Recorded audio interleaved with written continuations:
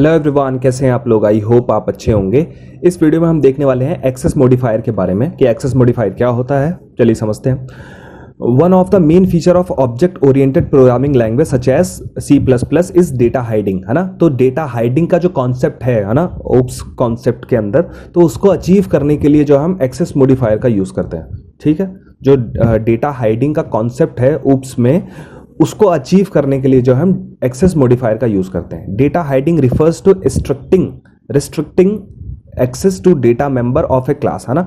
Data member को restrict कर देना, है ना। डेटा मेंबर को रिस्ट्रिक्ट कर देना, उसी वो ही क्या कहलाता है, डेटा हाइडिंग कहलाता है। मान लीजिए एक क्लास है पेशेंट नाम की, है ना। तो पेशेंट के अंदर कुछ डेटा होंगे, जैसे डेटा पेशेंट का नंबर होगा, है ना। डायग्नोसिस क्या करना है ना, उसका नाम होगा कि क्या उसको डायग्नोसिस करवाना है। ठीक है, फिर इसके बाद उसका उस पेशेंट का बिलिंग होगा, है ना। बिल कुछ बनेगा उसका। ठीक है, मेक अपॉइंटमेंट, अगर आप अपॉइंटमेंट ले रहे हैं डॉक्टर को, वो भी हमें फंक्शन बनाना पड़ेगा। तो एक क्लास के अंदर ये सब चीज़ें हैं, पेशेंट के अंदर, क्लास के अंदर। ठीक है, तो अब जो पेशेंट का नंबर है और डायग्नोसिस है ना, उसको हमने प्राइवेट लिख दिया, है ना। प्राइवेट लिख दिया तो मतलब ये जो है क्लास के बाहर से कोई भी एक्सेस नहीं कर सकता है। मान लीजिए कोई भी स्टाफ मेंबर है, वो पेशेंट का नंबर देखना चाहता है, तो वो पेशेंट का नंबर नहीं देख सकता। ठीक है, उसमें कोई छेड़खानी नहीं कर सकता, है ना। डायग्नोसिस में कोई छेड़खानी नहीं कर सकता। तो ये प्राइवेट है, वो वही देख सकता है जो एडमिनिस्ट्रेटिव होगा, जिसको पता होगा कि हाँ पेशेंट का नंबर चेंज करना है या डिलीट करना है।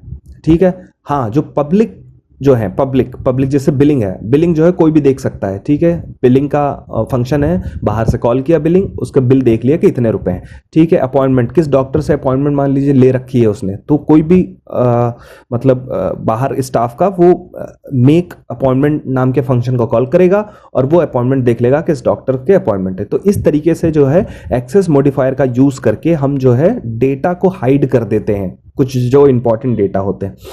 ठीक है, अब जो है तीन तरीके के जो है एक्सेस मॉडिफायर होते हैं, जैसे कि पब्लिक, प्राइवेट और प्रोटेक्टेड, है ना। तीन तरीके के होते हैं। ठीक है, अब पब्लिक क्या होता है, public access modifier, public keyword is used to create the public member data and functions, है ना। तो पब्लिक कीवर्ड यूज करते हैं। ठीक है, और इसका यूज करके हम जो है पब्लिक कर देते हैं अपने डेटा और फंक्शंस को। ठीक है, पब्लिक कर देते हैं, सबके लिए है। ठीक है, public member are accessible from any part of program, है ना। प्रोग्राम के किसी पार्ट से, है ना, पब्लिक मेंबर को एक्सेस किया जा सकता है। ठीक है, अब जैसे कि ये पब्लिक नाम का हमने बिलिंग बना रखा है ना, तो इसको हम प्रोग्राम के बाहर से भी एक्सेस कर सकते हैं, है ना, और क्लास के अंदर भी एक्सेस कर सकते हैं बिलिंग नाम को, है ना। मेक अपॉइंटमेंट, इसको भी अगर हमने पब्लिक कर रखा है तो इसको हम बाहर से भी एक्सेस कर सकते हैं, क्लास के बाहर से भी एक्सेस कर सकते हैं और क्लास के अंदर से भी उसको हम एक्सेस कर सकते हैं। ठीक है, पब्लिक अगर हमने लगा दिया तो।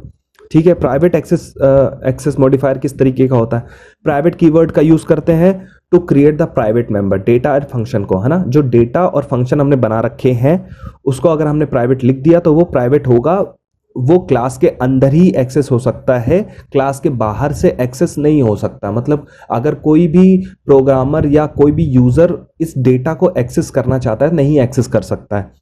ठीक है, the private member can only accessible from with in the class, है ना। जो क्लास के अंदर जो मेंबर हैं, जो क्लास के अंदर कोई भी चीज बनाए रखी है, जैसा कि मान लीजिए पेशेंट नाम की कोई क्लास के अंदर कोई भी चीज है, वही इस मेंबर को एक्सेस कर सकता है, प्राइवेट मेंबर को, है ना। क्लास के बाहर कोई एक्सेस नहीं कर सकता है। क्लास के बाहर, जैसे मान लीजिए पेशेंट नाम की क्लास है, तो पेशेंट नाम की क्लास के अंदर ही जो प्राइवेट मेंबर है उसको एक्सेस किया जा सकता है। मान लीजिए क्लास कोई दूसरी है ना, डॉक्टर नाम की कोई क्लास है, तो डॉक्टर नाम की क्लास के अंदर से इन प्राइवेट मेंबर को एक्सेस नहीं किया जा सकता है।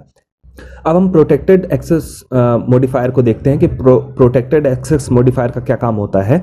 Protected keyword is used to create the protect member data and function, है ना। डेटा और फंक्शन को प्रोटेक्ट करने के लिए हम प्रोटेक्ट कीवर्ड का यूज करते हैं ना। Protect member can be access with the class and from the derived class, है ना। जो ड्राइव्ड क्लास होती हैं और खुद की क्लास होती है ना, उन दोनों में एक्सेस किया जा सकता है और कोई एक्सेस नहीं कर सकता है। ठीक है, बाहर से एक्सेस नहीं किया जा सकता है। मान लीजिए कोई यूजर बाहर से डायरेक्टली मतलब प्रोटेक्टेड मेंबर को कॉल कर रहा है, नहीं कर सकता।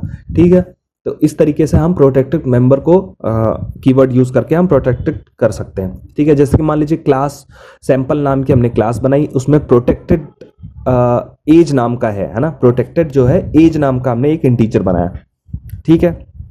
फिर हमने एक ड्राइव्ड क्लास बनाई। ड्राइव्ड क्लास मतलब आप जानते हैं इनहेरिट कर लिया उसके प्रॉपर्टीज को, है ना। तो चाइल्ड नाम की एक क्लास बनाई हमने, इनहेरिटेंस का फीचर लगा करके, है ना। हमने एक इनहेरिटेंस का फीचर लगा करके हमने सैंपल नाम की जो क्लास थी, है ना, उसको हमने इनहेरिट कर लिया। तो जो इनहेरिट किया है ना, तो एज जो है, एज ये दूसरी क्लास भी एक्सेस कर सकता है। एज जो है ये दूसरी क्लास जो है सैंपल चाइल्ड है ना, सैंपल चाइल्ड नाम की क्लास है, वो जो है एज को एक्सेस कर सकता है। तो इसीलिए कहा जो प्रोटेक्टेड मेंबर है वो एक तो खुद की क्लास में एक्सेस हो सकते हैं और ड्राइव्ड क्लास के अंदर एक्सेस हो सकते हैं, ठीक है। तो ये काम होता है प्रोटेक्टेड मेंबर का। So thank you.